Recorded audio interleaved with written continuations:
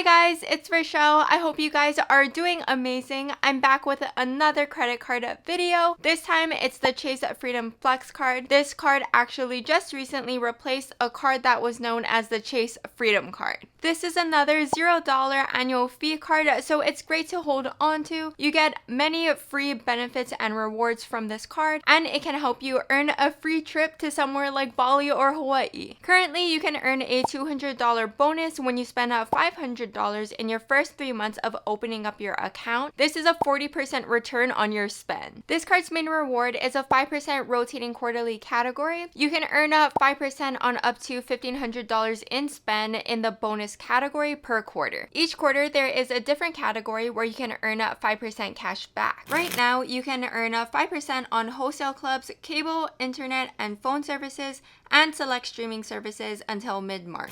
Other categories will be announced later in the year. Previous years, they had things like gas, groceries, and department stores. With this card, you can also earn an unlimited 5% on travel when you purchase through the Chase Ultimate Rewards portal. You can earn an additional 3% on restaurants. This can also be for takeout and eligible delivery services. And you can also earn another 3% on drugstores. And lastly, you can earn an unlimited 1% on all other purchases. Some extra benefits with this Chase Freedom Flex card is a free 3-month DoorDash pass. This pass gets you unlimited free deliveries on eligible orders over $12 on DoorDash and Caviar. After the 3 months, you would be automatically enrolled at 50% for the next 9 months, but if you want this reward or benefit, you do have to apply before March 31st, 2021. Another limited time benefit is getting 5% on Lyft rides till March 2022. So what do you do with these points once you get them?